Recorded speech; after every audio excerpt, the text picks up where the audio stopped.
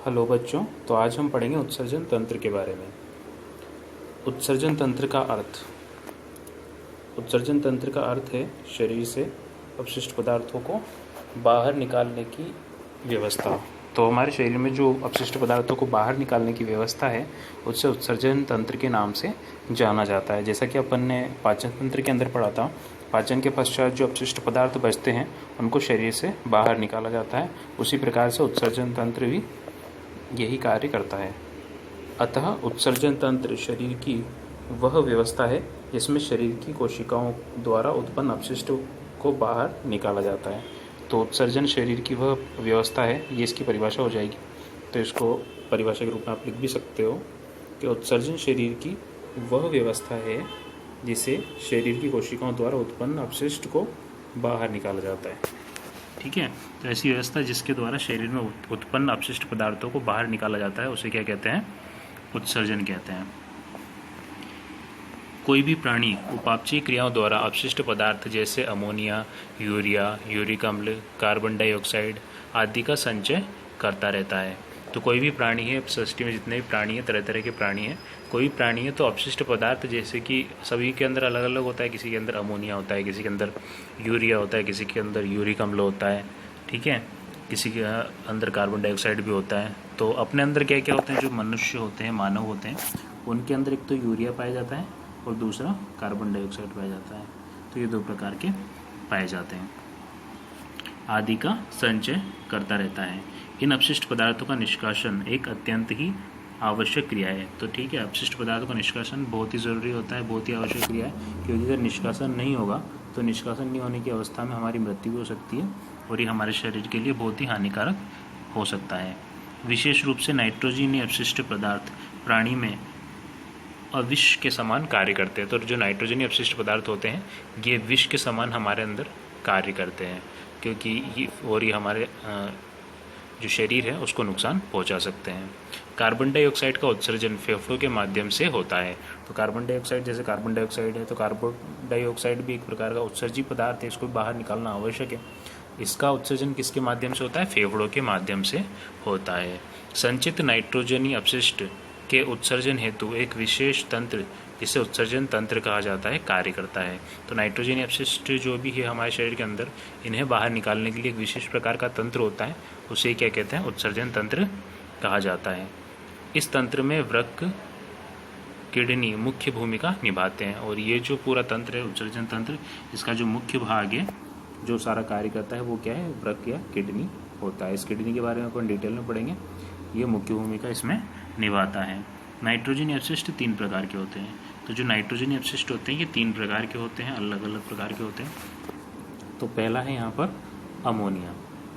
Ammonia जो है, ammonia उत्सर्जन अमोनोत्सर्ग प्रक्रिया अमोनोटैलिज्म के द्वारा संपन्न होती है। तो जो अमोनिया को उत्सर्जित करने की जो प्रक्रिया है वो अमोनोत्सर्ग प्रक्रिया है, जिसे अमोनोटैलिज्म भी कहा जाता है। अनेक प्रकार की मछलियाँ, अस्थिल मछलियाँ, उभयचर तथा जलीय कीट इस प्रक्रिया द्वारा अमोनिया का उत्सर्जन करते हैं। अमोनिया उत्सर्जन के लिए अत्यधिक जल की आवश्यकता होती है। तो जो अमोनिया का उत्सर्जन करना होता है इसके लिए अत्यधिक जल की आवश्यकता होती है। और बहुत से जीव हैं जैसे कि अनेक अस्थिल मछलियाँ हैं।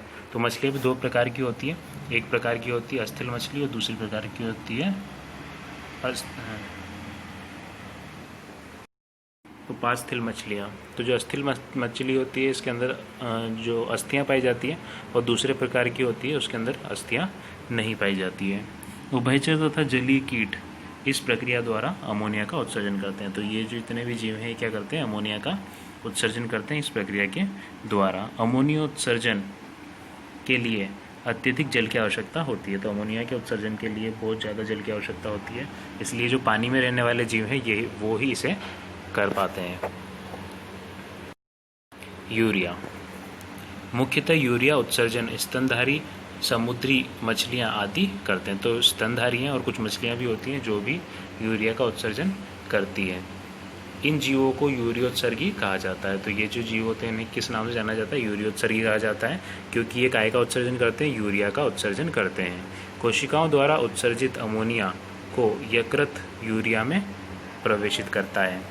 तो कोशिका द्वारा उत्सर्जित जो अमोनिया होती है इसे यकृत क्या करता है, यूरिया में परिवर्तित करता है। तो अपने अंदर भी क्या होता है, अमोनिया का निर्माण होता है। अमोनिया कहाँ जाती है, यकृत में जाती है, और यकृत क्या करता है, इसको यूरिया में परिवर्तित करने का कार्य करता है। तो बहुत ही अच्छा एक क्वेश्चन बनता है यहाँ पर, यकृत का क्या कार्य है। तो यकृत क्या करता है, अमोनिया को यूरिया में परिवर्तित करने का कार्य करता है, जिसे वृक्कों द्वारा निस्यंदन कर उत्सर्जन कर दिया जाता है। और वृक्कों के द्वारा इसका निस्यंदन कर लिया जाता है, मतलब छान लिया जाता है। निस्यंदन का मतलब होता है छानना, और छान करके इसको उत्सर्जित कर दिया जाता है। नाइट्रोजन अवशिष्ट पदार्थ को बाहर त्याग दिया जाता है, उत्सर्जित कर दिया जाता है। नेक्स्ट अपना यूरिक अम्ल। यूरिक अम्ल कहाँ किन जीवों में पाया जाता है, पक्षी है, सरीसृप है। सरीसृप जो कि रेंग के चलने वाले जीव होते हैं, जैसे छिपकली अपने घर में, सांप है, ठीक है। डायनासोर जो होते थे वो भी सरीसृप होते थे, लेकिन वो भी नहीं पाए जाते। कीटों आदि में अमोनिया को यूरिक अम्ल में परिवर्तित कर यूरिक अम्ल का निर्माण किया जाता है, ठीक है। तो यूरिक अम्ल का निर्माण इनके अंदर होता है। यूरिक अम्ल को अत्यंत कम जल के साथ गोलिका अथवा पेस्ट के रूप में उत्सर्जित कर दिया जाता है। तो इसके लिए ज़्यादा जल की आवश्यकता नहीं होती है, और गोलिकाओं या पेस्ट के रूप में वो इसे उत्सर्जित कर देते हैं। ऐसे जीवों को यूरिक अम्ल उत्सर्जी या यूरियोटैलिक कहा जाता है। तो ऐसे जो जीव होते हैं उन्हें या तो यूरियोटैलिक कहा जाता है या अम्ल उत्सर्जी, यूरिक अम्ल उत्सर्जी के नाम से जाना जाता है, ठीक है। नेक्स्ट अपना मानव उत्सर्जन तंत्र। तो मानव उत्सर्जन तंत्र की बात करते हैं अपन, सबके बारे में पढ़ लिया। अब आते हैं अपन मानव उत्सर्जन तंत्र पर। मनुष्य का उत्सर्जन तंत्र शरीर के तरल अपशिष्ट को एकत्र कर इसका निष्कासन करता है। तो मनुष्य का जो उत्सर्जन तंत्र क्या करता है, अपशिष्ट को, ठीक है, तरल अपशिष्ट को एकत्र कर उसका निष्कासन करने का कार्य करता है। तो दो प्रकार के उत्सर्जित पदार्थ होते हैं अपने शरीर में, एक तो ठोस प्रकार का जो कि मल होता है, और एक तरल उत्सर्जित पदार्थ होता है जो कि मूत्र के रूप में होता है। तो इसे एकत्रित करके इसको बाहर निष्कासित करने का कार्य हमारा मानव उत्सर्जन तंत्र जो होता है ये करता है। इस तंत्र में दो वृक्क, एक मूत्राशय, ठीक है, दो मूत्रवाहिनियाँ तथा एक मूत्र मार्ग होता है। तो ये सारे इसमें पाए जाते हैं। देखिए यहाँ पर चित्र में आप देख सकते हो, ये मानव उत्सर्जन तंत्र का चित्र यहाँ पर दिया हुआ है। तो यहाँ पर आपको दो वृक्क दिखाई देंगे, ठीक है, एक वृक्क ये रहा, एक वृक्क ये रहा। तो दो वृक्क यहाँ पर दिखाई देंगे आपको। उसके बाद आपको दायां वृक्क, दाईं साइड का जो है उसको अपन दायां वृक्क बोल देंगे, बाईं साइड का है उसको अपन बायां वृक्क बोल देंगे। उसके बाद वृक्क धमनी यहाँ पर दी हुई है, ठीक है। वृक्क धमनी क्या करती है, अशुद्ध रक्त को लाने का काम करती है। और यहाँ पर आपको दिखाई दे रहा होगा दो नलिकाएं हैं, एक नलिका ये रही, एक नलिका ये रही, ठीक है। एक नलिका तो ये बन रही है यहाँ पर, और एक नलिका ये बन रही है। दोनों नलिकाएं जो होती है वो मूत्रवाहिनियाँ कहलाती है। और ये जो नीचे आपको एक कटोरे नुमा संरचना दिख रही है इसको कहते हैं मूत्राशय। यहाँ सारा मूत्र आकर के इन नलिकाओं के द्वारा, मूत्र नलिकाओं के द्वारा आकर के इकट्ठा होता है, और मूत्र मार्ग के द्वारा इसको बाहर त्याग दिया जाता है। तो चलिए इसको आगे डिटेल में पढ़ते हैं अपन। तो ये सारे भाग अपन ने देख ही लिए। वृक्क आपने देख लिया, मूत्राशय आपने देख लिया। मूत्राशय जो नीचे वाला जो भाग था, ये वाला भाग जो था, ये वाला भाग जो था ये मूत्राशय है, और मूत्र मार्ग और ये सारे भाग इसमें होते हैं। तो चलिए इनको डिटेल में एक एक करके पढ़ते हैं। सबसे पहले पढ़ते हैं अपन वृक्क। यह मानव का मुख्य उत्सर्जन अंग है। तो जो वृक्क है वो मानव का सबसे मेन मुख्य उत्सर्जन अंग है। चित्र 2.9, यह शरीर से करीब 75 से 80% तरल पदार्थों को तरल अपशिष्ट को बाहर निकालता है। तो 75% से 80% तक का जो तरल अपशिष्ट होता है हमारे शरीर के अंदर, उसको बाहर निकालने का काम कौन करता है, वो वृक्क ही करता है। साथ ही शरीर में स्रावित समस्त रसों का नियंत्रण करता है। तो शरीर में जितने भी रस स्रावित होते हैं उनका नियंत्रण करने का काम भी ये करता है। ये सेम के दाने की आकृति के गहरे भूरे रंग के होते हैं। अगर इनकी आकृति देखी जाए तो सेम के दाने की आकृति की जैसी इसकी आकृति होती है। सेम का दाना जो होता है वो ऐसा होता है, ठीक है। तो जो वृक्क है अपने दोनों, वो भी इसी प्रकार की आकृति के होते हैं। देखिए यहाँ पर चित्र में देखिए आप, तो यहाँ चित्र में आपको जो वृक्क की संरचना है ये सेम के दाने की आकृति जैसा कि मैंने अभी बनाया था वैसा ही ये होता है, ठीक है। तो ये ऐसी आकृति का होता है। तो इसे सेम की बीज की आकृति भी ऐसी ही होती है, इसलिए इससे उसकी तुलना की गई है। और इसका जो रंग होता है गहरे भूरे रंग का ये होता है। ये उदर गुहा में पीठ की ओर आमाशय के नीचे कशेरुक दंड के दाएं और बाएं भाग में स्थित होते हैं। तो ये कहाँ होते हैं? वृक्क जो होते हैं उदर गुहा के पीठ की ओर। उदर गुहा मतलब अपने जो पेट का जो भाग है, जहाँ पर अपना पेट होता है, उसमें पीठ की ओर, उसमें पीछे की ओर आमाशय के नीचे, और आमाशय के नीचे ये होते हैं। और जो अपना कशेरुक दंड है, रीढ़ की हड्डी, उसके दोनों तरफ स्थित होते हैं। तो मतलब पेट वाले भाग में तो उदर गुहा में पीछे की तरफ रीढ़ की हड्डी के दोनों साइड पर ये स्थित होते हैं और आमाशय से नीचे होते हैं। नेक्स्ट वृक्क। वृक्क की मध्य सतह पर एक खांच होती है। तो वृक्क जो होता है अपना, उसकी जो मध्य सतह होती है वहाँ पर खांच होती है जो हाइलम कहलाती है। इस खांच को क्या कहते हैं? हाइलम कहते हैं। तो यहाँ पर आप चित्र में देख सकते हो, यहाँ पर एक ये जो संरचना है, ये संरचना, तो ये खांच, ये जो ऐसी आकृति है ना, इसको कहते हैं खांच। तो ये खांच ही है, ये हाइलम कहलाती है, ठीक है। और इसमें क्या होता है? अपशिष्ट युक्त रक्त लेके जाने वाली एक नलिका होती है, ये वाली नलिका, और ये शुद्ध रक्त को बाहर लेकर के आने वाली एक नलिका होती है। जो ये दोनों नलिकाएं कहाँ पे जाती है? इन्हीं खांचों में स्थित होती है। चलिए आगे चलते हैं। हाइलम कहलाती है। मूत्र नलिका, तंत्रिकाएं, वृक्क वाहिनियाँ हाइलम से होकर वृक्क में प्रवेश करती है। तो जितनी भी वाहिनियाँ होती हैं, नलिकाएं होती हैं जो रक्त को लाती ले जाती हैं, ये हाइलम से होकर ही अंदर प्रवेश करती है और बाहर निकलती है। हाइलम के भीतरी भाग में कीप के आकार की वृक्क की श्रोणी पाई जाती है। तो यहाँ पर अगर आप अंदर देखोगे तो वृक्क की श्रोणी यहाँ पर आपको पाई जाएगी। तो यहाँ पर चित्र में आप देख सकते हो एक कीपनुमा भाग है, यहाँ वैसे बताया हुआ नहीं है। तो ये जो कीपनुमा भाग है यहाँ पर, ये जो बन रहा है इसमें मूत्र वाहिनी के माध्यम से, तो कीप किसे कहते हैं? जो आगे से चौड़ी हो और पीछे से सकरी हो, ठीक है। तो ये कीप की जैसी आकृति यहाँ पर एक बन रही है, इसी आकृति को क्या बोलते हैं? पेल्विस बोलते हैं, या वृक्क श्रोणी, वृक्क की श्रोणी इसको कहा जाता है। पाई जाती है।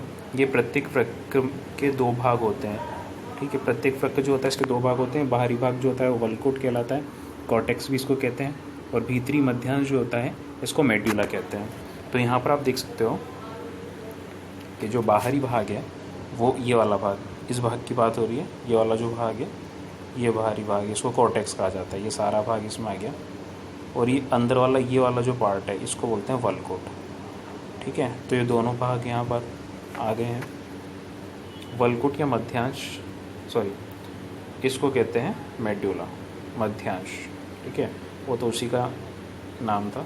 तो ये वाला जो पूरा पार्ट है इसको तो बोल देंगे हम कॉर्टेक्स, और बीच वाला ये वाला जो पार्ट है इसको बोल देंगे अपन मेड्यूला या मध्यांश, इसको कहा जाता है, ठीक है। प्रत्येक वृक्क कई लाख उत्सर्जन इकाइयों से मिलकर बना होता है। तो हमारा जो प्रत्येक वृक्क होता है उसमें जो उत्सर्जन इकाइयाँ होती है कई लाख होती है, मतलब फिल्टर्स लगे होते हैं इसमें छोटे छोटे, वो फिल्टर्स ही होते हैं जिन्हें उत्सर्जन इकाइयों के नाम से जाना जाता है, जिन्हें वृक्काणु कहा जाता है। इन फिल्टर्स को क्या कहा जाता है? वृक्काणु कहा जाता है, जो कि लाखों की संख्या में होते हैं। प्रत्येक नेफ्रॉन के दो भाग होते हैं। तो प्रत्येक नेफ्रॉन जो होता है, वृक्काणु जो होता है, उसके दो भाग होते हैं। वृक्काणु को नेफ्रॉन भी कहा जाता है, ठीक है। वृक्काणु और नेफ्रॉन में कन्फ्यूज मत होना, दोनों एक ही चीज़ है। इंग्लिश नेम तो उसका नेफ्रॉन है और हिंदी में उसको वृक्काणु कहते हैं, ठीक है। तो पहला पार्ट है बोमेन संपुट, या बोमेन कैप्सूल इसको कहा जाता है, ठीक है।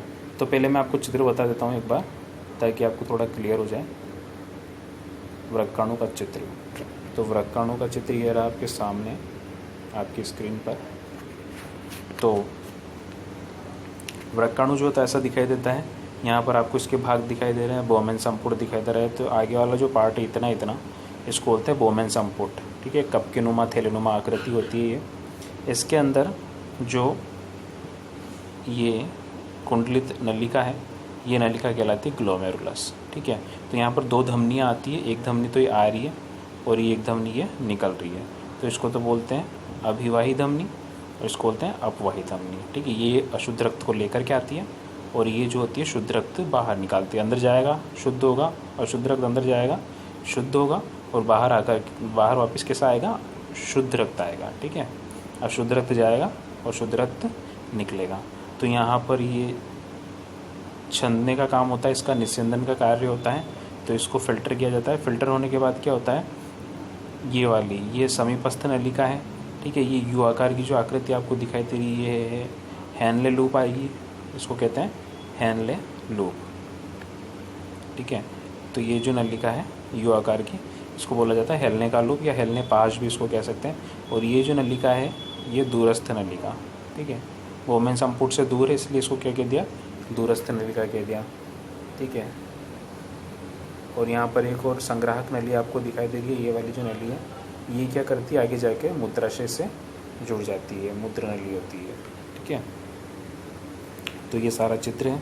तो चित्र में आपने क्या क्या देखा, एक तो आपने देखा बोमेन संपुट जो कि ये वाला पार्ट है, समीपस्थ नलिका जो कि ये वाला भाग है, हेलने लूप जो कि ये वाला भाग है, और दूरस्थ नलिका जो कि ये वाला भाग है, और ये संग्राहक नलिका।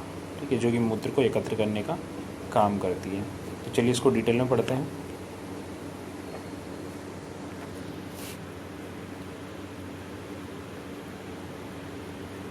बोमेन संपुट, तो फर्स्ट वाला पार्ट पढ़ते हैं सबसे पहले हम। यह नेफ्रॉन के ऊपरी भाग में पाए जाने वाला कप के आकार का एक थैला होता है। ठीक है, तो नेफ्रॉन के ऊपर पाया जाता है, कप के आकार का थैला होता है, जैसा कि अभी अपन ने बात करी थी। ये आगे वाला जो पार्ट है इसकी बात हो रही है अभी। ठीक है, बोमेन संपुट ये होता है, ओनली इसी की बात हो रही है, तो इसी को देखें। तो ये गुच्छी ये नहीं था, बोमेन संपुट तो कप के आकार का एक थैलेनुमा भाग होता है। बोमेन संपुट के शाखा अभिवाही धमनियों की शाखाओं का एक गुच्छा पाया जाता है। तो इसके अंदर क्या होता है, शाखा अभिवाही धमनियों का एक गुच्छा सा पाया जाता है। इस गुच्छे को ग्लोमेरुलस कहा जाता है। तो ये जो गुच्छेनुमा संरचना यहाँ पर आप देख रहे हो, ये वाली जो संरचना है, इसके अंदर ये गुच्छे वाली संरचना है, तो इसको क्या कहते हैं, ग्लोमेरुलस कहते हैं। ठीक है, तो इसको ग्लोमेरुलस के नाम से जाना जाता है। इसके अंदर जो है कहा जाता है ग्लोमेरुलस का एक सिरा जो बोमेन संपुट में अपशिष्ट युक्त गंदा रक्त लाता है। तो ग्लोमेरुलस का जो एक सिरा है ये क्या करता है, बोमेन संपुट में अपशिष्ट रक्त लाता है, तो वृक्क धमनी से जुड़ा होता है तथा द्वितीय हिस्सा स्वच्छ रक्त को ले जाने हेतु वृक्क शिरा से जुड़ा होता है। ठीक है, तो यहाँ पर आप देख सकते हो ये जो एक सिरा है, ये एक सिरा जो अंदर जा रहा है, एक सिरा बाहर आ रहा है। ये अंदर जाने वाला जो सिरा है, ये अंदर जाने वाला सिरा क्या करता है, अशुद्ध रक्त को लेकर के आता है। यहाँ बोमेन संपुट में जो ग्लोमेरुलस है, यहाँ पर छन्ने का जो भी है वो काम होता है। ठीक है, और अंदर फिर ये बाहर जो नलिका निकल रही है, ये नलिका क्या करती है, शुद्ध रक्त को लेकर के जाती है। ठीक है, और शुद्ध रक्त जो ले जाती है वो शुद्ध रक्त कहाँ पर पहुँचा देती है, ये वृक्क शिरा में पहुँचा देती है। ठीक है, तो वृक्क शिरा में शुद्ध रक्त वापस जा करके मिल जाता है। वृक्क नलिका, उसके बाद आपके जो टॉपिक है, यह बोमेन संपुट के निचले हिस्से में से प्रारंभ होने वाली नलिका है। तो बोमेन संपुट के निचले हिस्से से मतलब जो प्रारंभ होती है उस नलिका को क्या कहते हैं, वृक्क नलिका कहते हैं, जो जिसका दूसरा हिस्सा मूत्र एकत्र करने वाली नलिका से जुड़ा होता है। मध्य भाग में यह नलिका हेयर पिननुमा कुंडलित हैनले लूप का निर्माण करती है। तो यहाँ पर आप देख सकते हो, जैसा कि मैंने अभी बताया भी था, वृक्क नलिका, ये जो नलिका आपको दिख रही है पूरी नलिका, ये पूरी नलिका क्या कहलाती है, वृक्क नलिका कहलाती है। और वृक्क नलिका क्या करती है, ये तो समीपस्थ नलिका है, और ये जो यू आकार की नलिका है यहाँ पर देखो, मैं आपको बताता हूँ पूरा। ये जो यू आकार की नलिका है यहाँ पर, इसको क्या बोलते हैं, हैनले लूप बोलते हैं। ये जो नलिका है ये दूरस्थ नलिका है, और इसके पास ये कहाँ पर जाकर संग्राहक नली में जाकर के जुड़ जाती है। ठीक है, तो ये हुआ वृक्क नलिका। उसके बाद आइए चलते अपन पढ़ते हैं मूत्र निर्माण। मूत्र का निर्माण 3 चरणों में संपादित होता है। तो मूत्र का निर्माण जो होता है कितने चरणों में चलता है, 3 चरणों में संपादित होता है। पहला है गुच्छी निस्यंदन, पुनः अवशोषण और स्त्रवण, ये 3 क्रियाएं इसके लिए होती है, तब जाके मूत्र का निर्माण संपन्न होता है। ये सभी कार्य वृक्क के विभिन्न हिस्सों में होते हैं। तो ये सभी कार्य जो हैं, तीनों कार्य जो हैं, अलग अलग हिस्सों में होते हैं। ठीक है। वृक्क में लगातार रक्त प्रवाहित होता रहता है। तो जो वृक्क होता है उसमें लगातार रक्त प्रवाहित होता रहता है। ये रक्त वृक्क धमनी के द्वारा लाया जाता है। यह रक्त अपशिष्ट पदार्थों से युक्त होता है। तो वृक्क में क्या होता है, रक्त लाया जाता है और ठीक है, लगातार ये लाने का काम, रक्त लाने का काम चलता रहता है। और ये जो रक्त आता है ये कैसा होता है, अपशिष्ट पदार्थों से भरा हुआ होता है, अपशिष्ट पदार्थ युक्त होता है। क्योंकि यहाँ पर काय के लिए आ रहा है, ये छनने के लिए आ रहा है, शुद्ध होने के लिए आ रहा है, तो अभी अपशिष्ट पदार्थों से युक्त होगा। इसमें से फिर अपशिष्ट पदार्थों को निकाला जाएगा। इस धमनी की शाखा अभिवाही धमनियाँ नेफ्रॉन में बोमेन संपुट में जाकर केशिकाओं के गुच्छे के तौर पर परिवर्तित हो जाती है। तो इस धमनी की जो शाखाएं हैं, देखिए धमनी जो है ये आगे जा कर के, इस धमनी की बात हो रही है, ये यहाँ पर कौन सी धमनी की, इस धमनी की बात हो रही है। अब ये धमनी आकर के यहाँ आ जाती है और बारीक बारीक केशिकाओं में बढ़ जाती है। और ये केशिकाएं क्या कहलाती है, ये केशिकाओं का जाल ही क्या कहलाता है, ग्लोमेरुलस कहलाता है। और ये जो धमनी आ रही है इसको क्या बोलते हैं, अभिवाही धमनी कहते हैं। ठीक है, इसको क्या बोलते हैं, अभिवाही धमनी, जो कि क्या करती है, अशुद्ध रक्त को लेकर के आती है। यहाँ रक्त का निस्यंदन कार्य किया जाता है। प्रति मिनट करीब 1000 से 1200 ml रक्त का निस्यंदन कार्य पूरा किया जाता है। तो ठीक है, निस्यंदन का कार्य मतलब रक्त को छानने का काम यहाँ पर होता है। और प्रति मिनट 1000 से लेके 1200 ml, ठीक है, 1000 ml में कितना होता है, 1 लीटर होता है। ठीक है, 1000 ml का मतलब 1 लीटर। तो 1000 ml या 1200 ml रक्त का निस्यंदन कार्य पूर्ण किया जाता है 1 मिनट के अंदर अंदर। यहाँ रक्त में ग्लूकोज, लवण, एमिनो अम्ल, यूरिया आदि रक्त निस्यंदित होकर बोमेन संपुट में एकत्र हो जाते हैं। तो देखो एक नई बात यहाँ पर आ रही है। तो जो हमारा यहाँ पर जो रक्त आया, अशुद्ध रक्त, उस रक्त में सब कुछ था, ग्लूकोज भी था, नाइट्रोजन अपशिष्ट पदार्थ भी थे, जल भी थे, सब कुछ था। तो उसको छानने के बाद क्या होता है, यहाँ पर छन्ने का काम होता है। और यहाँ पर जो नाइट्रोजनी अपशिष्ट पदार्थ आते हैं, ठीक है, अशुद्ध रक्त तो इधर भेज दिया जाता है, और आने वाला जो नाइट्रोजनी अपशिष्ट पदार्थ जो रक्त में थे उन्हें छानकर इसमें, इस नलिका में आगे भेज दिया जाता है। लेकिन केवल नाइट्रोजनी अपशिष्ट पदार्थ नहीं होते, इसमें साथ में ग्लूकोज भी आता है, जल भी आ जाता है, ठीक है, और एमिनो अम्ल भी आ जाते हैं, विटामिन्स भी आ जाते हैं, सभी चीज़ें इसमें आ जाती हैं। तो विटामिन्स और एमिनो अम्ल और ग्लूकोज वगैरह जो ये सारी चीज़ें हैं, ये तो हमारे शरीर के लिए लाभदायक है। अगर इनको भी अपशिष्ट पदार्थ के साथ बाहर निकाल दिया जाएगा तो हमारे शरीर में तो नुकसान हो जाएगा। तो उसके लिए क्या होता है, यहाँ पर समीपस्थ नलिका और दूरस्थ नलिका में इन पोषक तत्वों को पुनः से अवशोषित कर लिया जाता है। नाइट्रोजनी अपशिष्ट पदार्थ को नहीं किया जाता, केवल क्या करते हैं, जो पोषक तत्व हैं, विटामिन्स, ग्लूकोज, एमिनो अम्ल वगैरह हैं, इनको अवशोषित कर लिया जाता है नलिका की कोशिकाओं के द्वारा। ठीक है, और आगे भेज दिया जाता है। ऐसे दूरस्थ नलिका में भी होता है, दूरस्थ नलिका में भी बचे हुए जो पोषक तत्व हैं उनको अवशोषित कर लिया जाता है, और नाइट्रोजन अपशिष्ट पदार्थ जो बचता है लास्ट में उसको बाहर त्याग दिया जाता है। ठीक है, क्योंकि अगर अपशिष्ट पदार्थों के साथ इनको भी, ग्लूकोज वगैरह को भी बाहर त्याग दिया जाएगा तो हमारे शरीर को बहुत नुकसान होगा और हमारे शरीर को कमज़ोरी महसूस होगी और मृत्यु भी हो सकती है।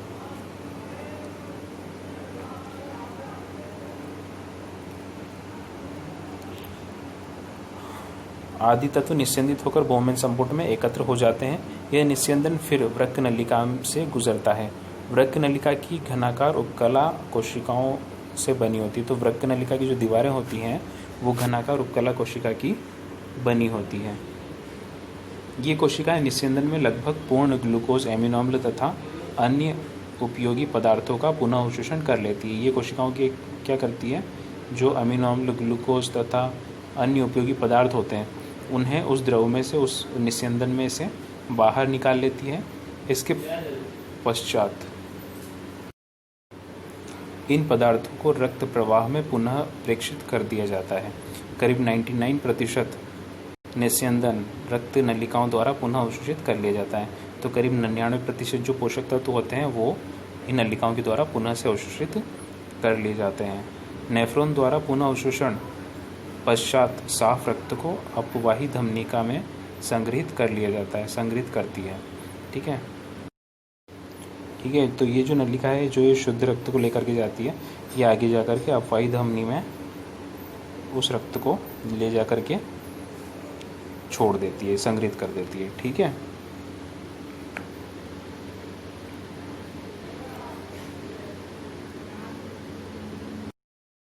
पुनः अवशोषित किए जाने वाले पदार्थों में यूरिया जैसे अपशिष्ट पदार्थ शामिल नहीं होते हैं। ये पदार्थ वृक्क नलिका में ही रहते हैं। ठीक है। तो ये क्या होता है, यूरिया जो पुनः अवशोषित किए जाने वाले पदार्थ जो होते हैं, इनमें यूरिया नहीं होता है, ओनली ग्लूकोज, एमिनो अम्ल, इन्हीं का अवशोषण किया जाता है अभिवाही और मतलब जो दूरस्थ और समीपस्थ नलिका होती है, हिलने लूप होता है वहाँ पर। ठीक है। और उसमें जो अवशोषित किए जाते हैं उन पदार्थों में यूरिया नहीं होता, क्योंकि यूरिया का अवशोषण तो अपन को करना ही नहीं है, ये तो हानिकारक पदार्थ है, अपशिष्ट पदार्थ है, इसको तो हमें बाहर त्यागना है। ये पदार्थ वृक्क नलिका में ही रहते हैं। ऐसे अपशिष्ट युक्त तरल पदार्थ ही मूत्र का निर्माण करते हैं, और ये जो अपशिष्ट पदार्थ होते हैं इन्हीं के द्वारा मूत्र का निर्माण होता है। नेफ्रॉन से मूत्र वृक्क की संग्रहण नलिका में ले जाया जाता है। नेफ्रॉन से जितना भी मूत्र का निर्माण होता है, लाखों नेफ्रॉन्स होते हैं, उनमें मूत्र का निर्माण होता है, और उनके द्वारा इन्हें इस मूत्र को कहाँ त्यागा जाता है, कहाँ छोड़ा जाता है, संग्रहण नलिका में छोड़ा जाता है, जो कि चित्र में हमने देखी थी, जहाँ से मूत्र नली में प्रवेश करता है। अब संग्रह नलिका कहाँ जाएगी, मूत्र नलिका से जाकर के जुड़ेगी और वहाँ पर मूत्र को त्याग देगी। प्रत्येक वृक्क से एक मूत्र नली मूत्राशय में खुलती है। तो जैसा कि अपन ने चित्र में देखा था, प्रत्येक वृक्क से देखो यहाँ पर क्या है, ये किडनी। ठीक है। अब किडनी में क्या है, लाखों की संख्या में क्या है, नेफ्रॉन है। अब ये नेफ्रॉन क्या करेंगे, इसके अंदर है नेफ्रॉन, जो कि अपन अभी दिखेंगे नहीं, वो नेफ्रॉन क्या करेंगे, इस नलिका में, मतलब जो मूत्र नलिका है, सभी अपना जो निस्यंदन है, जो छना हुआ पदार्थ है, जो कि अपशिष्ट पदार्थ निकला है, अर्थात मूत्र जो बना है, उस मूत्र को सारे इस एक नलिका में पहुंचा देंगे, और इस नलिका से, मूत्र नलिका से ये कहाँ पहुंच जाएगा, नीचे मूत्राशय में पहुंच जाएगा, और मूत्राशय से फिर इसको मूत्र मार्ग के द्वारा बाहर त्याग दिया जाएगा। तो इस प्रकार से पूरा प्रोसेस काम करता है। मूत्र नलिका मूत्राशय में खुलती है। मूत्राशय वह अंग है जहाँ मूत्र को जमा किया जाता है। ठीक है। मूत्राशय ऐसा अंग है जहाँ पर मूत्र को जाकर के जमा किया जाता है। जैसे जैसे मूत्र इकट्ठा होता जाता है, वैसे वैसे मूत्राशय बड़ा होता जाता है। पर्याप्त मूत्र जमा होने पर केंद्रीय तंत्रिका तंत्र द्वारा ऐच्छिक संदेश मूत्राशय को प्राप्त होते हैं। ये संदेश मूत्राशय की पेशियों का संकुचन करते हैं। तो मूत्राशय की जो पेशियाँ होती है उसको नियंत्रित करने का काम कौन करता है, तंत्रिका द्वारा, जो मस्तिष्क द्वारा जो संदेश भेजे जाते हैं उन्हीं के द्वारा ये नियंत्रित होती है, तथा मूत्राशयी अवरोधिनी में शिथिलन पैदा होता है। ठीक है। तो मस्तिष्क द्वारा भेजे गए संदेशों के माध्यम से मूत्राशयी नली अवरोधिनी में शिथिलन पैदा होता है, और इससे मूत्र का उत्सर्जन हो जाता है। मूत्रण को संपन्न करने वाली प्रक्रिया को मूत्रण प्रतिवर्त कहा जाता है। तो बहुत ही अच्छा क्वेश्चन यहाँ पर बनता है कि मूत्रण प्रतिवर्त किसे कहते हैं। तो मूत्रण प्रतिवर्त का जो मतलब होता है, मूत्रण को संपन्न करने वाली तंत्रिका को क्या कहते हैं, मूत्रण प्रतिवर्त कहा जाता है। वृक्क द्वारा साफ किए गए रक्त को वृक्क शिरा में से लेकर जाती है। ठीक है। तो वृक्क शिरा जो होती है वो साफ जो रक्त होता है उसको लेकर के चली जाती है। तो ये था अपना उत्सर्जन तंत्र। तो देखिए, मूत्रण प्रतिवर्त जो होता है, जो छोटे बच्चे होते हैं उनमें ये कम विकसित होता है, क्योंकि जो छोटे बच्चे होते हैं, आपने देखा होगा, कहीं भी टॉयलेट कर देते हैं। ठीक है। और जो बड़े लोग होते हैं वो अपनी इच्छा के अनुसार ही करते हैं। ठीक है। तो जैसे जैसे बच्चा बड़ा होता जाता है उसके अंदर ये स्ट्रॉन्ग होता जाता है। आगे देखते हैं उत्सर्जन में प्रयुक्त अन्य तंत्र। तो इसको ही पढ़ लेते हैं अपन। वृक्क के अलावा हमारे फेफड़े, त्वचा, यकृत आदि भी अपशिष्ट पदार्थों को उत्सर्जित करने में मदद करती है। जो अपनी त्वचा होती है वो पसीना उत्सर्जित करती है। पसीने के साथ भी बहुत प्रकार के उत्सर्जी पदार्थ जो होते हैं उन्हें बाहर त्याग दिया जाता है। फेफड़े CO2 का तथा यकृत बिलिरुबिन, बिलिवर्डिन, विटामिन, स्टेरॉइड, हार्मोन आदि का मल के साथ उत्सर्जन करने में मदद करते हैं। तो यकृत क्या करता है, बिलिरुबिन है, बिलिवर्डिन है, और विटामिन है, और स्टेरॉइड्स जितने भी हैं इनको, और हार्मोन जो हैं स्टीरॉयड हार्मोन जो होते हैं अपने किसी काम के नहीं होते हैं, आदि का मल के साथ उत्सर्जन करने में मदद करता है। त्वचा नमक, यूरिया, लैक्टिक अम्ल आदि का पसीने के साथ तथा स्टेरॉल, हाइड्रोकार्बन आदि का सीबम के साथ उत्सर्जन करती है। तो अपनी जो त्वचा होती है, नमक हो गया, यूरिया हो गया, लैक्टिक अम्ल हो गया, इनका पसीने के रूप में उत्सर्जन करने का कार्य करती है। और स्टीरोल जो होता है, हाइड्रोकार्बन आदि का जो सीबम होता है, सीबम के साथ उत्सर्जन हो जाता है। सीबम एक ऐसी चीज़ है जो कि पसीने के साथ ही बाहर आती है। ठीक है, तो इस प्रकार से अपने जो अन्य अंग हैं वो भी उत्सर्जन का कार्य करते हैं। ठीक है, आज के लिए इतना ही, फिर मिलते हैं नेक्स्ट क्लास में। नेक्स्ट क्लास में जो हमारा टॉपिक होगा वो होगा जनन तंत्र।